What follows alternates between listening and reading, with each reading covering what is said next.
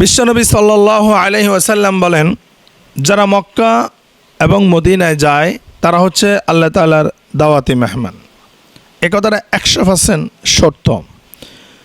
কারণ আপনি দেখেন অনেক মানুষ আছে যাদের টাকা পয়সার অভাব নাই, ব্যাংক ব্যালেন্সের টাকা পয়সার কোনো অভাব নাই, কিন্তু দেখা যাচ্ছে তারা মক্কা এবং মদিনায় যাওয়ার কোনো চিন্তা তাদের মাথার মধ্যে নাই।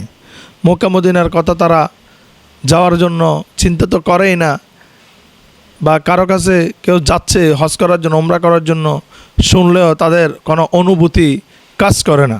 তার অন্যতম কারণ হচ্ছে তাদের টাকা পয়সা আছে ঠিকই, কিন্তু আল্লাহ তাআলা মেহমান হিসেবে এখনও তাদেরকে কবুল করেন নাই, যার কারণে তারা যাওয়ার জন্য যে একটা আগ্রহ, ইচ্ছা, সেটা তাদের নিজেদের অন্তরের মধ্যে জন্ম নেয় না।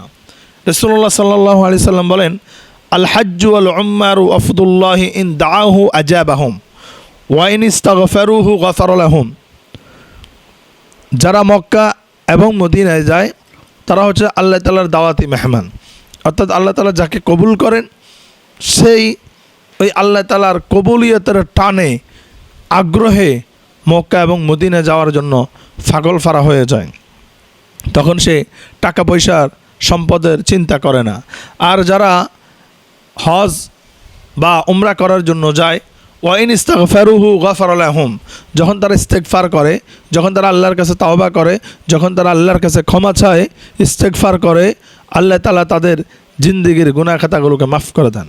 এজন্য আল্লাহ তাআলা কোরআনে বলেন, আস্তাগফিরুল্লাহ ইন্নাল্লাহা কানা গফুরুর রহিমা। যারা আমি আল্লাহ তাআলার কাছে ইস্তেগফার করে, আমি আল্লাহ তাআলা তাদের জিন্দেগির গুনাহ খাতাগুলোকে মাফ করে দিই। সুবহানাল্লাহ।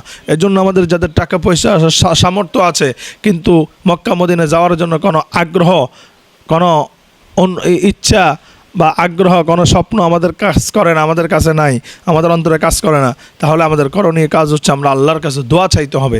আমরা বেশি বেশি করে আল্লাহর কাছে দোয়া চাইতে হবে।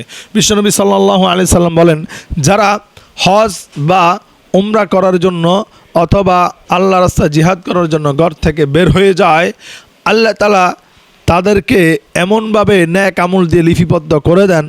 রাসূলুল্লাহ সাল্লাল্লাহু আলাইহি সাল্লাম বলেন, মান খারাজা হাজ্জান আও মু'তামিরান আও গাজিয়া, বলেন যেই ব্যক্তি হজ করার জন্য অথবা উমরা করার জন্য অথবা আল্লাহর রাস্তায় জিহাদ করার জন্য ঘর থেকে বের হয়ে যায়, সুম্মা মাতা ফি তরিকিহি, সে ঘর থেকে বের হওয়ার পরে ওই জায়গায় অর্থাৎ মক্কা এবং মদিনায় এখনও গিয়ে পৌঁছতে পারে নাই, জিহাদের উদ্দেশ্যে বের হয়েছে, জিহাদের স্থানে এখনও গিয়ে পৌঁছতে পারে নাই, রাস্তার মধ্যে, পথের মধ্যে সুম্মা মাতা, তার মৃত্যু হয়ে গেল, সে মৃত্যুবরণ করে ফেলল। রাসূল সাল্লাল্লাহু আলাইহি সাল্লাম বলেন, কাতাবাল্লাহু লাহু, আল্লাহ তাআলা তার আমল নামায় লিপিবদ্ধ করে দেন আজরুল গাজি ওয়াল হাজ্জি ওয়াল মু'তামির, অর্থাৎ সে হজ করার নিয়ত যে বের হয়েছে, যদিও মক্কা মদিনায় যেতে পারে না, হজ করতে পারে নাই, আল্লাহ তাআলা তার আমল নামায় কিন্তু হজ করার, মকবুল হজের সওয়াব তার আমল নামায় লিপিবদ্ধ করে দেবেন। কোনো ব্যক্তি উমরা করার উদ্দেশ্যে যদি নিয়তে আল্লাহ সন্তুষ্টির জন্য যদি বের হয়, যদিও সে মক্কা মদিনায় গিয়ে পৌঁছতে পারে নাই, রাস্তায় তার মৃত্যু হয়েছে, আল্লাহ তাআলা তার আমল নামায় সম্পূর্ণ উমরার সওয়াব লিপিবদ্ধ করে দেবেন। যেই ব্যক্তি আল্লাহ রাস্তায় জিহাদ করার জন্য ঘর থেকে বের হয়ে যায়, যদিও জিহাদের ময়দান পর্যন্ত সে পৌঁছতে পারে নাই, তার আগেই তার রাস্তায় মৃত্যু হয়ে গিয়েছে, আল্লাহ তাআলা তার আমল নামায় গাজী যে সওয়াব আছে, নেক আমল আছে, অর্থাৎ যুদ্ধের ময়দানে যুদ্ধ করে বীর পুরুষের মতো যখন সে ফিরে আসবে, তখন সে হচ্ছে গাজী, ওই গাজীর আমল নামার যে নেক হবে, সেই নেকটা আল্লাহ তাআলা তার আমল নামায় দিয়ে দেবে। সুবহানাল্লাহ। এজন্য আমাদের কাজ হচ্ছে, আমরা যারা সামর্থ্যবান আছি অবশ্যই আমাদেরকে হজ করতে, উমরা করার জন্য যেতে হবে, বের হতে হবে।